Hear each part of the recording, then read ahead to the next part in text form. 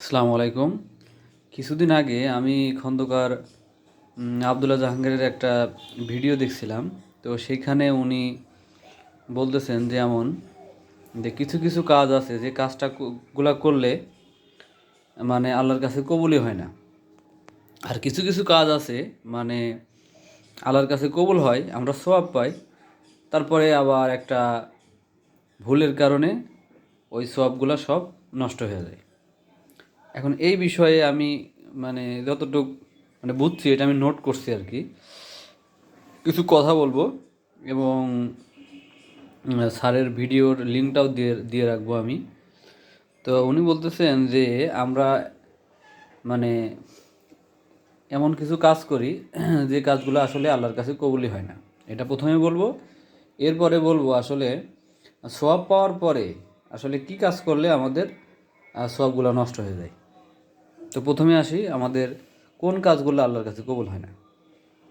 বিশেষ করে যেমন এমন একটা কাজ করলাম যেটা আমার অহংকার আছে, বা দুনিয়ামুখিতা, মানুষের কাছে প্রশংসা পাওয়ার লোভ, হ্যাঁ, বা আত্মগরিমা, মানে যেমন আমল করে নিজেকে নেককার মনে করা, করে বড়াই করা, বা নামাজ পড়েছি আমি তো, রোজা রাখি, হজ পালন করি, এরকম বড়াই করা আর কি।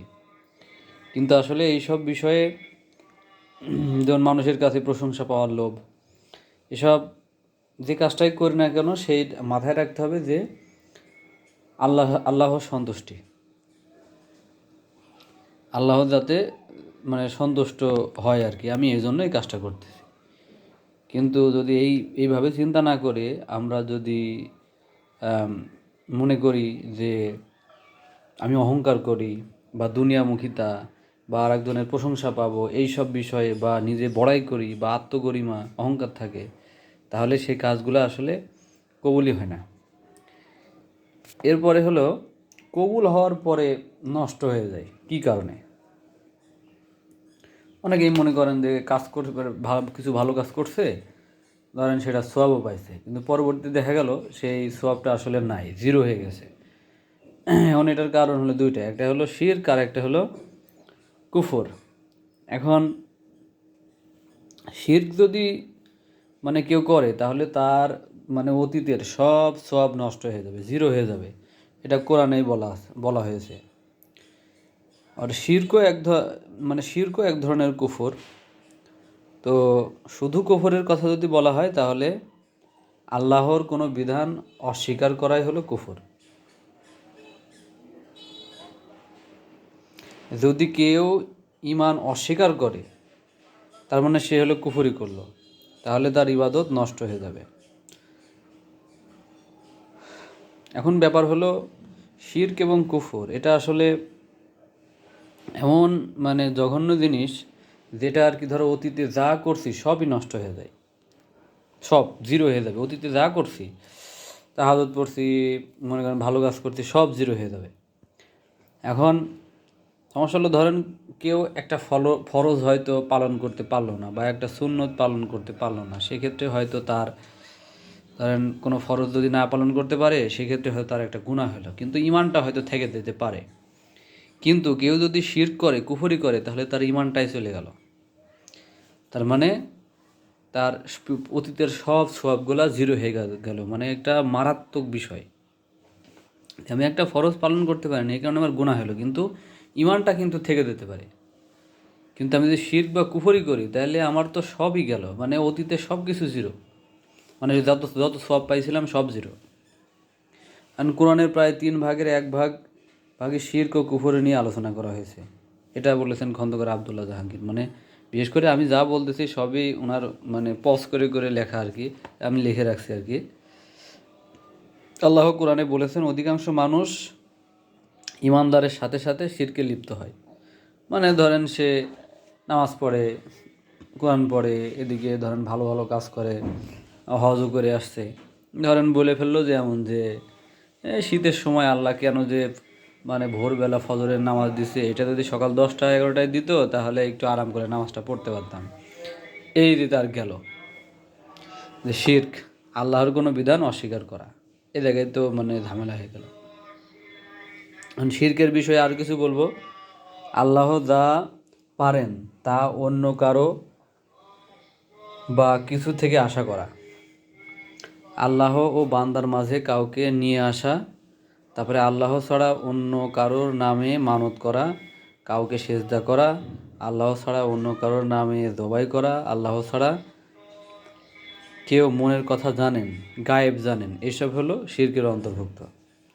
এখন একজন মুমিনের আচরণ কেমন হবে, এটা হলো আর একটা পয়েন্ট। তার মানে আমি আজকে কথা বললাম হলো কোন কাজগুলো করলে আমাদের প্রথমেই কবুল হয় না, আর 2 নম্বর হলো মানে কবুল হওয়ার পরে কোন কাজগুলো করলে আমাদের ইবাদত নষ্ট হয়ে যায়, মানে পূর্বে সব ইবাদত নষ্ট হয়ে যায়। এখন বলবো হলো মুমিনের আচরণ কেমন হবে। এখন ধরেন কেউ মানে একজনকে সাহায্য করলো, আর্থিক সহায়তা বা অন্য যে কোনো সহায়তা করলো আর কি। তো করার পরে সে ধরেন আল্লাহর সন্তুষ্টির জন্যই করলো আর কি, যে আল্লাহ আমাকে মানে আল্লাহ মানে পছন্দ করবে, সো আল্লাহর কাছ থেকে সওয়াব পাবো, এই কারণে সে এই মনে রেখে সে কিন্তু মানে তাকে একজনকে হেল্প করলো, সাহায্য করলো, তো তাহলে সে সওয়াব পেল। এখন পরবর্তীতে দেখা গেল যে মানে যার আমি উপকার করলাম সে কোনো কারণে হয়তো আমার সাথে খারাপ ব্যবহার করলো। এখন এই জায়গায় আসলে মুমিন কি করবে? এখন সে যদি 2টা কাজ করতে পারে, একটা হলো যার সাথে খারাপ ব্যবহার করতে পারে, আর একটা হলো ক্ষমা করে দিতে পারে। প্রথমে আগে নেগেটিভটা আসি, যদি সে তার সাথে আবার দুর্ব্যবহার করে, এই তোর আমি এরকম উপকার করছি অতীতে আর তুই আমার সাথে এমন খারাপ ব্যবহার করতেছিস, যদি এরকম বলে তাহলে তার অতীতে সব সওয়াব নষ্ট হয়ে যাবে, তাকে হেল্প করার কারণে যে সওয়াবটা পাইছিল। এখন যদি সে যদি ক্ষমা করে, তাহলে আল্লাহ বলতেছেন তোমরা ক্ষমা করো, তাহলে আমিও তোমাদেরকে ক্ষমা করব। তার মানে আমি যদি তাকে ক্ষমা করে দেই, ওই সময় যদি তার সাথে বাজে কোনো বিহেভ না করি বা অতীতের তাকে মানে তার উপকার করছিলাম সেই বিষয়গুলো যদি আমি খোটা না দেই, তাকে যদি ক্ষমা করে দিই, তাহলে আল্লাহ আমাকে ক্ষমা করে দেবে। আল্লাহ কোরআনে বলেছেন, হে ইমানদারগণ, তোমাদের দান নেক কর্মগুলো খোটা দিয়ে নষ্ট করে দিও না। এইগুলো আসলে খুবই কোর লেভেলের কথা।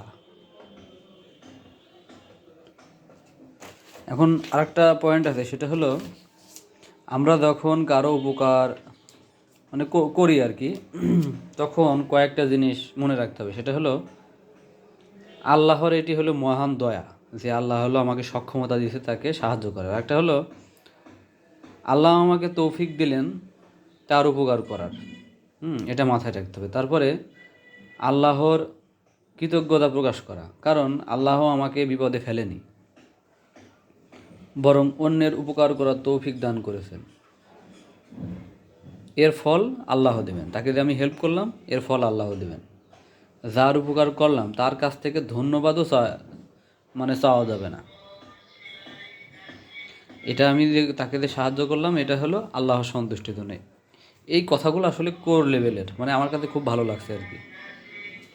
আর যদি ভুল ত্রুটি হয়ে থাকে তাহলে ক্ষমা সুন্দর দৃষ্টিতে দেখবেন। এটা আমি আব্দুল্লাহ জাহাঙ্গীর স্যারের লেকচার থেকেই আসলে নোট করে লিখছি। আসলে ভিডিও তো অনেক দেখি, ধরে দেখার পরে আবার অন্য একটা ভিডিওতে চলে যায়, এই কারণে এটা আমি লিখে রাখছি আর কি। তো আমি চেষ্টা করব স্যারের ভিডিও লিঙ্কটা আমি দিয়ে দেওয়ার জন্য। ধন্যবাদ। আসসালামু আলাইকুম।